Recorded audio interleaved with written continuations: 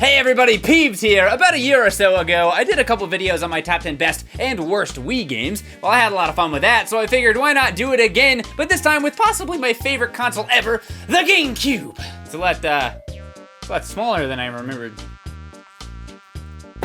Keep an eye out for the worst list in the next couple weeks, or you could always make sure you don't miss it by subscribing. Wow. I grew up playing the GameCube, so it holds a special place in my heart. It may not have had better graphics than the Xbox, and it may not have had a DVD player like the PS2, but it had what any good video game console needs, a lot of really good games. Which gets me thinking, how do they fit such great games on such tiny little discs?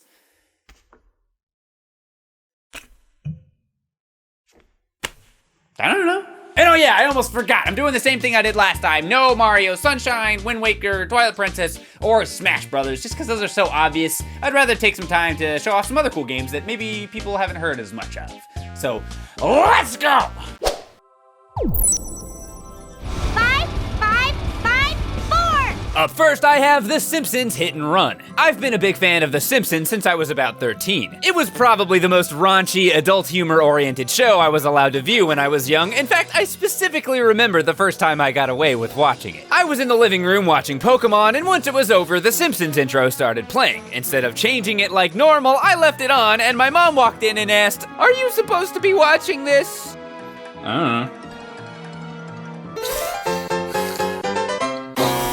Then she left, nothing happened, and The Simpsons was on the menu from there on out. If you're a fellow Simpsons fan and you haven't played this game, I'm not sure I can recommend it enough. It is absolutely packed with Simpsons gags and references. The story and jokes were written by the show's writers, the characters are voiced by the original actors, and on top of that, it has a pretty fun and addicting driving mechanic that doesn't skimp out on the difficulty. And it's only occasionally infuriating.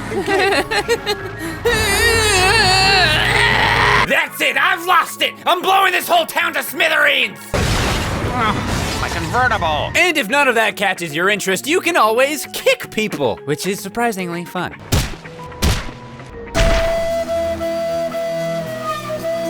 Don't worry, that should heal fast. Simpsons games often get a bad rap, but among the few gems, Hit and Run takes the cake if you ask me. If you want to feel like you're playing through an actual Simpsons episode, then this is the game for you. I know some of you in the comments probably think that I just picked the Simpsons Hit and Run for purely nostalgic reasons and would prefer that I pick the actual top 10 GameCube games. But if you're one of those people, I have this message for you. That's what you get for expecting me to do the job for which I am paid. That scared me! Whoa, look at it! It's Metroid! Shooty, shooty, bam, bam, space! Well, she's a girl? Whoa, didn't know that.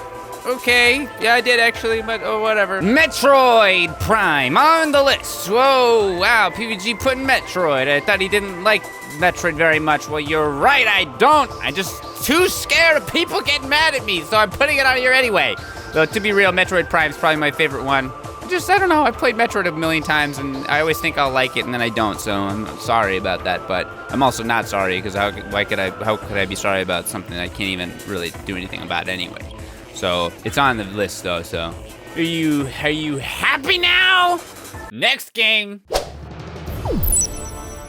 I don't normally like fighting games, but this fighting game has swords in it, and that's pretty cool. Soul Calibur 2. It also has Link in it, or at least the GameCube version does anyway, which I think obviously makes it the best version by far. It kinda goes without saying even. Remember that time that Link had to go into a different dimension so that he could kill a bunch of people and sometimes children in order to defeat some kinda demon sword guy thing? Well, that's actually where he went after Ocarina of Time. I know there's a lot of other popular theories floating around out there, including one in Nintendo's official book about the Zelda timeline, but none of those are really important. This is the true canon one.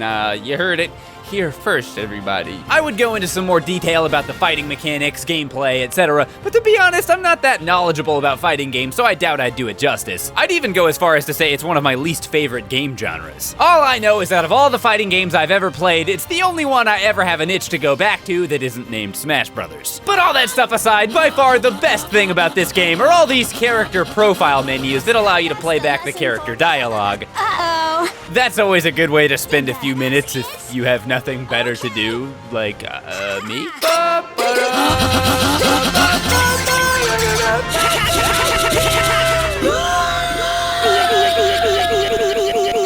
It's over. Up next, I have Kirby's Air Ride. Actually, hold on a second. It's just Kirby Air Ride? I could have sworn it was Kirby's Air Ride. Why is it? I'm sorry, I'm just now noticing this, actually. Why isn't it called Kirby's Air Ride? What the heck is what the heck is life? I don't even know anymore. If you're bad at following instructions, then Kirby Air Ride is for you. I don't even know how to read. One button. You press one button. It's the A button. You press it. That's it. Yes, in quintessential Nintendo style, this game is very simple at face value, but it takes some time to master. The basics are moving forward, which you do automatically, boosting, which acts more like a drift than a boost, seeing as just spamming it will slow you down, and sucking up enemies for power-ups in the same vein as other Kirby games. There's 3 gameplay modes in Air Ride. First there's, well, Air Ride, which is the main racing mode, Top Ride, which is basically the same but in a top-down format, and then there's the crowd favorite City Trial, which is a big sandbox map where you collect power-ups, battle people, and eventually compete in a randomly assigned challenge once the time runs out. To my understanding, this is a somewhat unpopular opinion, but I actually have more fun with Top Ride than Air Ride. It reminds me of some old slot car toys I used to have as a kid. But mostly, I just like to bomb people. I like to blow people up. I really want bombs. Bombs are fun. Okay, I got bombs, baby. Your skull in your head. Dude, I nailed him. Nice, you got him. I nailed him. I hit you. Oh, yes! Don't! Yes! On this one, it seems hard. Oh, yeah, you nailed ya. You suck. I'm not. Oh, I didn't get the drill. Don't. I got you. I didn't think that one would work. I thought you got yourself. Freaking bomb is the best. Oh, I've got bomb, wow. baby. I'm From coming last back. verse. I got bombs. Don't you dare. Bombed ya. Don't you Bombed dare. ya. I said don't. Bombed ya. Stop bombing me. Silly Empire and your various nefarious plans. I guess I better get in a spaceship and blow everybody up. Is this a bad guy? I don't know. Better safe than sorry, I guess. I always loved Star Wars as a kid, but by far my favorite parts of the movies were the spaceship battle scenes. So when I saw a commercial for the original Star Wars Rogue Squadron game on TV, I knew I had to have it. It was a pretty solid game from my recollection, but the sequel, Rogue Squadron 2 Rogue Leader, was even better. I was so into this game that I wanted to be in the game. So I would take blankets and rig up my own little cockpit and go into first-person view. Crosshairs off, of course. What was I, some kind of chump that needed aim? There's no aim in real-life space, okay? It's actually still my preferred setup to this day. Well, minus the blanket cockpit, I guess. I think you have to stop doing that kind of thing after the age of 20. It's probably a law. I don't know of it, but it probably is one. This game still holds up today, which is extra impressive considering it was a launch title for the GameCube back in 2001. You can play through all the main battles of the first 3 movies, along with a bunch of original and unlockable bonus levels that all leads up to the final battle in Return of the Jedi. Cover me, Wick.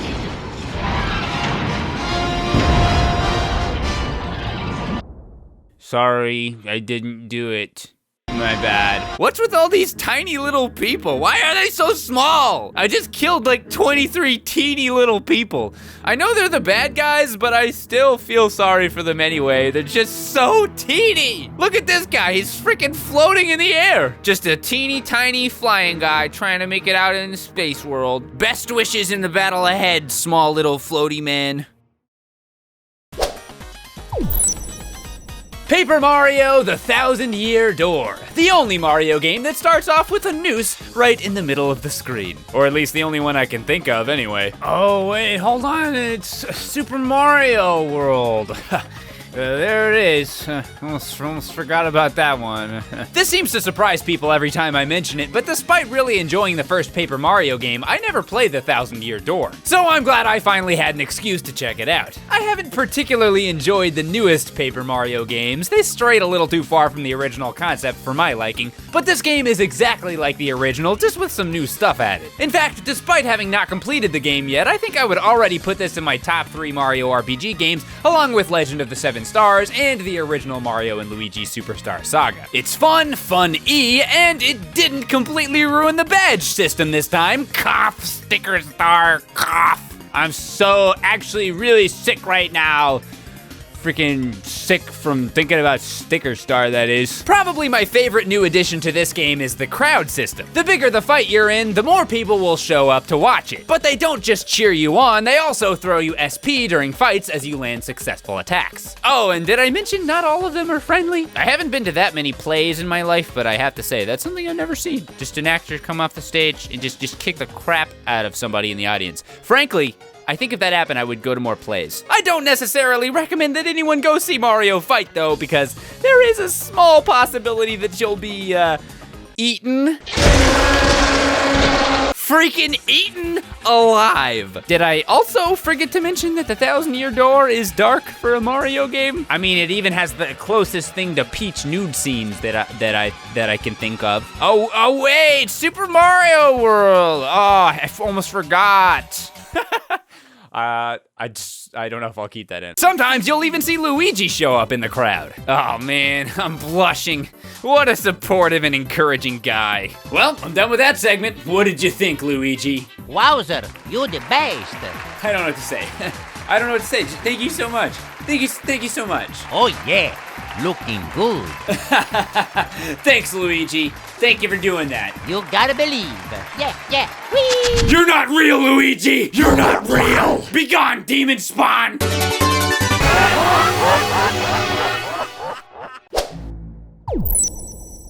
Ah, neat! We're exploring a mansion. I remember this game. Wait a second. This isn't Luigi's Mansion. How dare you do this to me, books? You will pay! I don't even know how to read.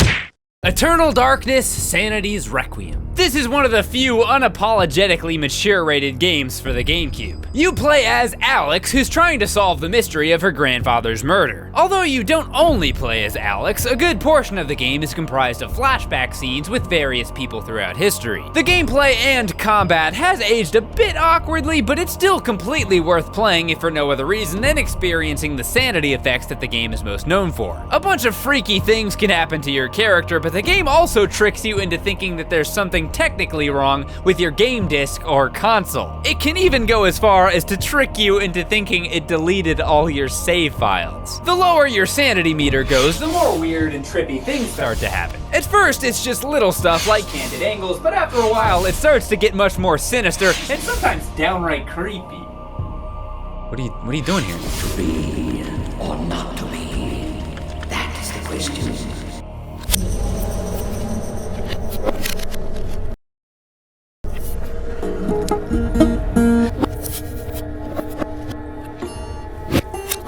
Strolling down a mountain, gonna have myself a mountain dew.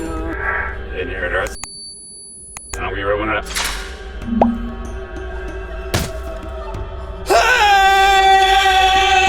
And I say, hey, what a wonderful kind of day where you can learn to work and play and get along with each other.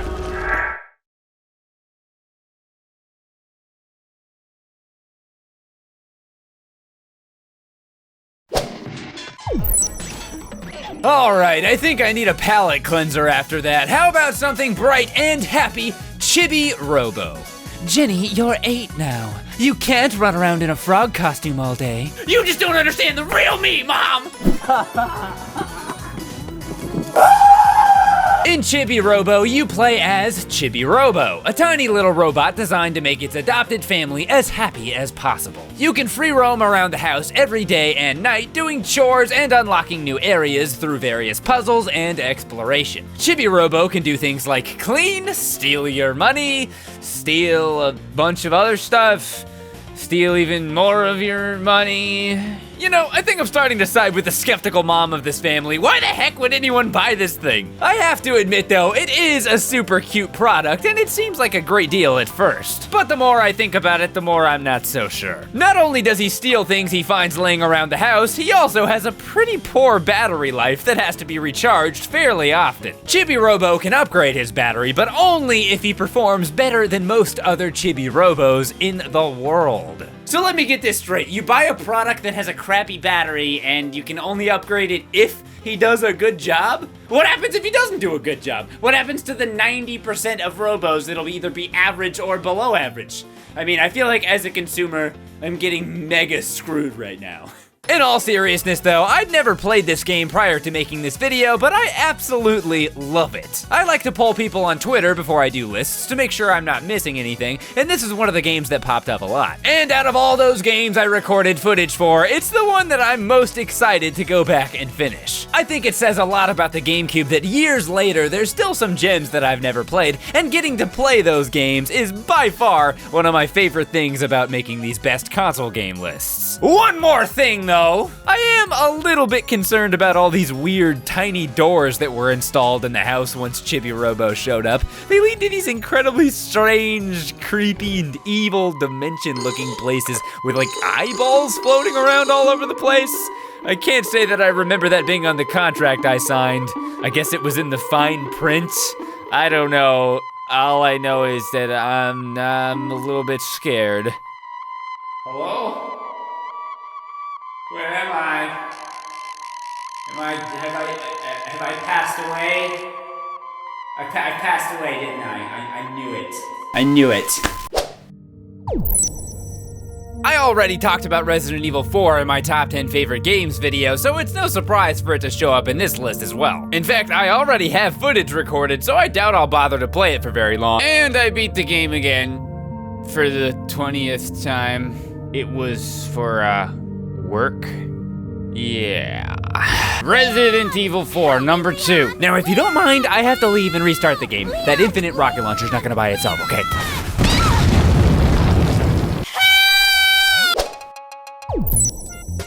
Yes, at number 1, I have Luigis Mansion. The GameCube launched in North America on November 18th, 2001, and Mario Sunshine didn't release until later in 2002. That left the GameCube with no Mario game at launch for the first time ever on a Nintendo console. Luigis Mansion seemingly took some of the flack for this. I remember a lot of people complaining about it at the time, but as a lifelong Luigi fan, not only did I not mind, I was stoked. A freaking Luigi game, and it looked really good too. The Mario series meets Ghostbusters. It seemed like an odd combination at first, but it's executed so well and still holds up today. You know what, Luigi? I'm sorry about the stuff I said. You definitely are real. You look ridiculous. You always have such good input. Why don't you come on over and play your game with me? Oh yeah.